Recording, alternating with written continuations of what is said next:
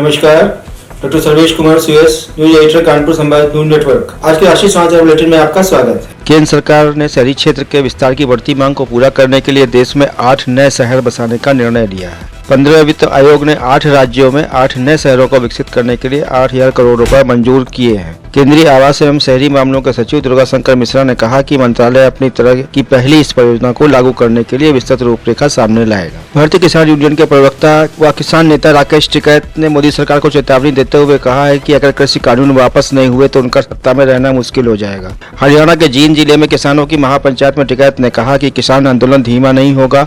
इस आंदोलन का कोई नेता नहीं है, इसके नेता स्वयं किसान हैं। उन्होंने कहा कि आंदोलन लंबा चलेगा और धीमा नहीं होगा। इस आंदोलन को कोई दबा नहीं सकता। हमारी ये लड़ाई जमीन बचाने की है। हम तिजोरी में अनाज बंद नहीं होने देंगे। जींद में टिकैत आज एक महापंचायत को संबोधित कर रहे थे। उसी दौरान मंच टूट गया। उन्होंने कहा कि भाग्यवानों के मंच टूटा करते हैं, चिंता की कोई बात नहीं है। श्रीलंका की राजपक्षे सरकार ने भारत के साथ एक ट्रांसशिपमेंट परियोजना के करार को ठंडे बस्ते में डाल दिया है। इस ट्रांसशिपमेंट परियोजना को ईस्ट कंटेनर टर्मिनल नाम से जाना जाता है। इसे बनाने का करार राष्ट्रपति मैत्रीपाला सिरिसेना, प्रधानमंत्री रानिल विक्रमसिंघे सरकार के दौरान मई 2019 में हुआ था, जो भारत और जापान को मिलकर बनाना था। भारत ने इसका ठेका अडानी पोर्ट को दिया था। यानी ये करार श्रीलंका, भारत और जापान के बीच था, जिसमें 51% हिस्सेदारी भारत और जापान की होनी थी। श्रीलंका में बंदरगाहों के निजीकरण का विरोध कर रहे ट्रेड यूनियन वालों से प्रधानमंत्री महिंदा राजपक्षे ने कहा कि ईस्ट कंटेनर टर्मिनल में 100% हिस्सेदारी श्रीलंका की रहेगी। श्रीलंका पोर्ट अथॉरिटी इसे किसी को भी निजीकरण नहीं करने देगी। यानी भारत के साथ ईस्ट कंटेनर टर्मिनल करार श्रीलंका ने रद्द कर दिया है। ये ट्रांसशिपमेंट कोलंबो के नज़दीक होने के नाते भारत इसका सबसे ज़्यादा उपयोग भी करता है। श्रीलंका ने अब ईस्ट की जगह वेस्ट कंटेनर टर्मिनल भारत के साथ मिलकर बनाने का प्रस्ताव दिया है। सऊदी अरब अपने 20 देशों से आने वाली उड़ानों पर प्रतिबंध लगा दिया है, जिसमें भारत और अमेरिका भी शामिल है। चुनाव आयोग 7-8 दिनों में पश्चिम बंगाल विधानसभा चुनाव की तिथियों का ऐलान कर सकता है। सीबीआई के निदेशक आर के शुक्ला का कार्यकाल आज समाप्त हो गया। अब शुक्ला की जगह सीबीआई के अतिरिक्त निदेशक प्रवीण सिन्हा लेंगे।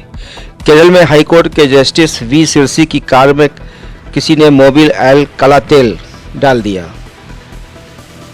आरोपी बाहर धरने पर बैठे किसी गुमशुदा व्यक्ति की बरामदगी की मांग कर रहे हैं।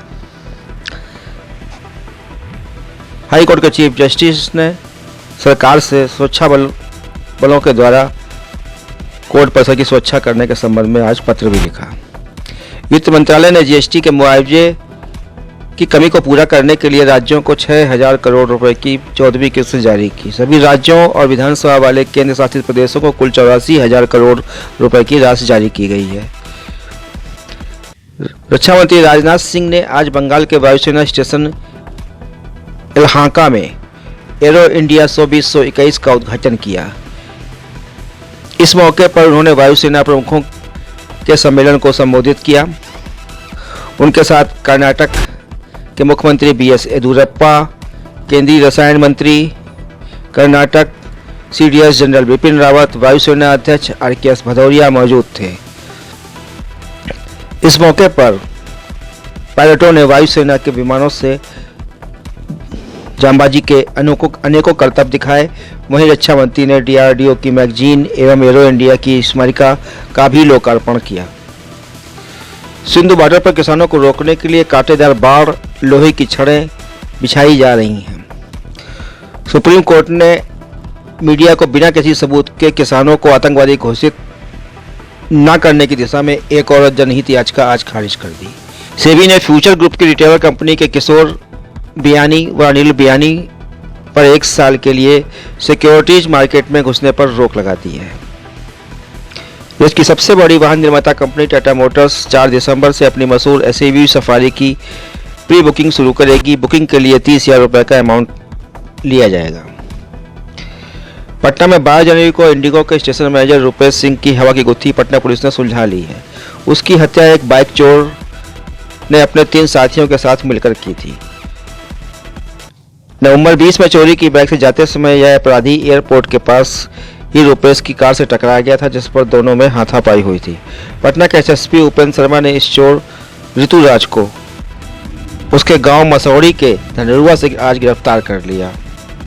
राज्यसभा में आज किसान बिलों का विरोध करने पर आप सांसद संजय सिंह को सभापति एम वेंकैया नायडू ने कार्यवाही में व्यवधान डालने पर सदन से मार्शलों की मदद से बाहर करा दिया, जबकि कांग्रेसी नेता चुपचाप बैठे रहे।